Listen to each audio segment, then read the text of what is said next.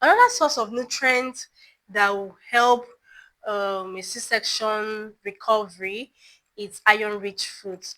Iron will help to prevent weakness and anemia. What are the sources of these iron-rich foods? We have your ugu, which is floated pumpkin. We have your spinach, majorly green leafy vegetables. Okay, yes. We also have your beans. Yes, beans is a good source of iron as well. It's a good source of iron, yes. So, but like I said, beans, it will be best taken between 6 to 8 weeks after the surgery for the recovery to prevent bloating. Okay, and the beans should be well cooked. Even the vegetables should be soft. Soft doesn't mean that you cook it too much. For the vegetables, you can blanch them. Yes, you can blanch them to make it soft.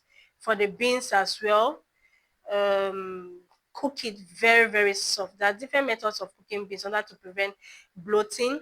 For more inquiries about that, you can send us a DM. We'll guide you on how to cook beans properly in order to prevent bloating. Also, add fiber in your diet.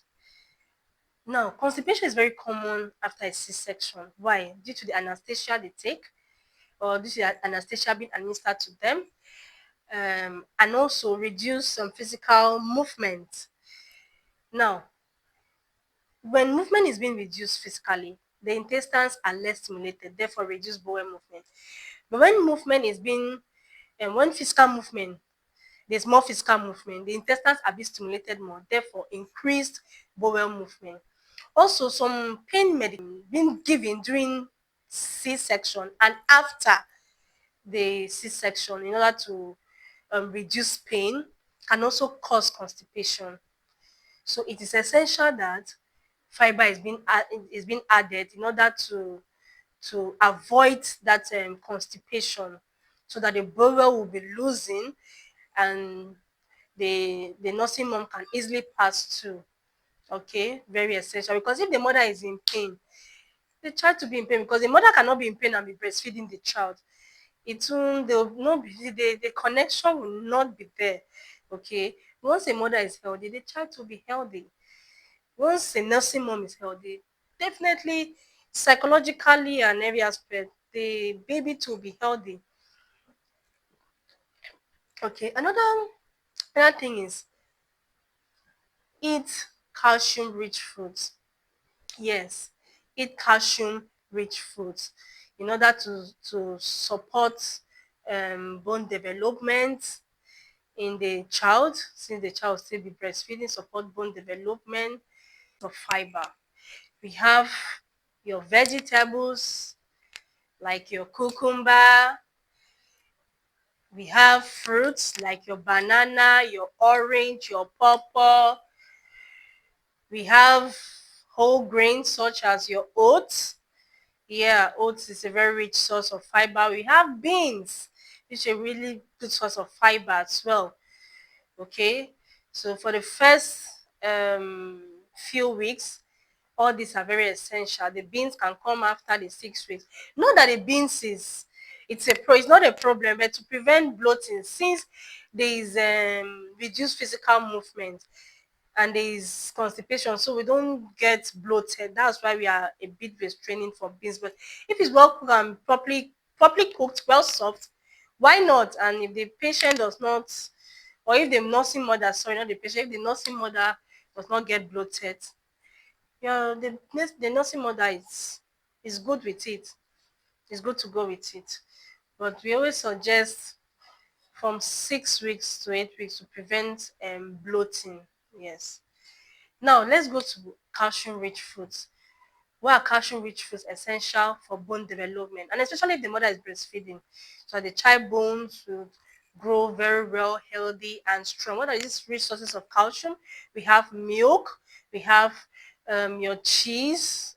Now I just remember when taking your iron rich foods, ensure that you combine it together with rich sources of vitamin C, because why? Vitamin C aids in the absorption of iron. So the iron will be properly absorbed properly. If it's 50% of iron that needed to be absorbed at that point, at least 48% will be absorbed.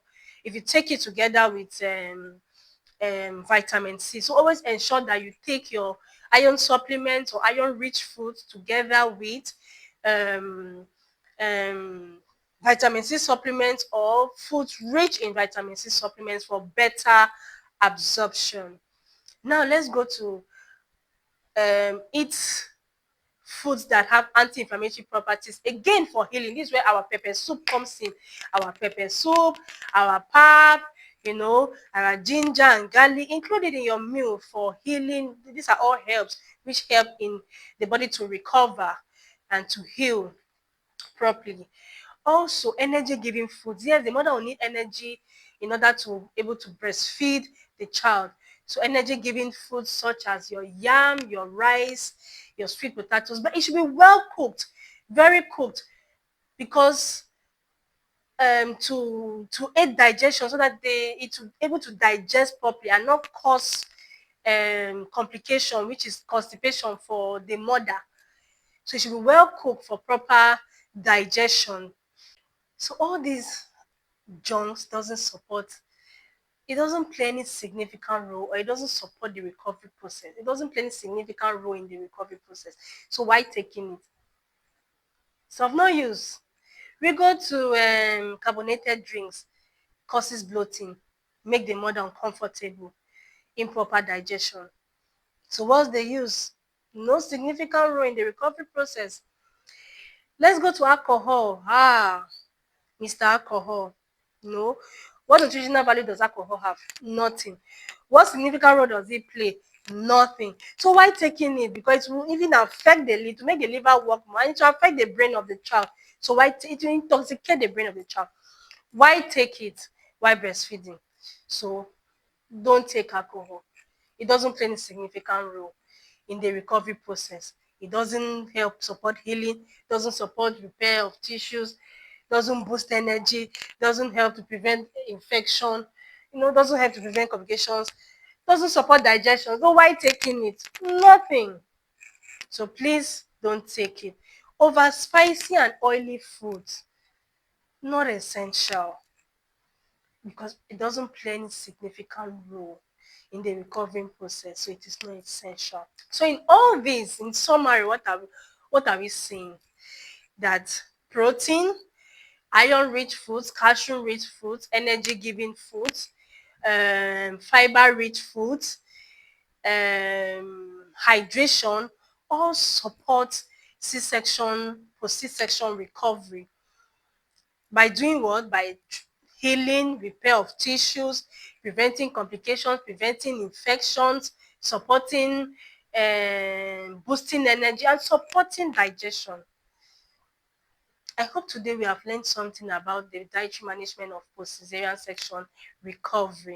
So that's all for today. Thank you very much for your time.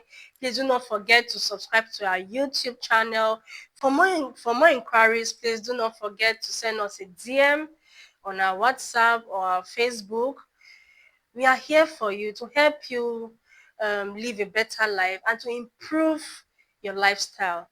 Thank you very much. Don't forget to subscribe to our YouTube channel. Follow us on Instagram, Facebook, and TikTok. Bye.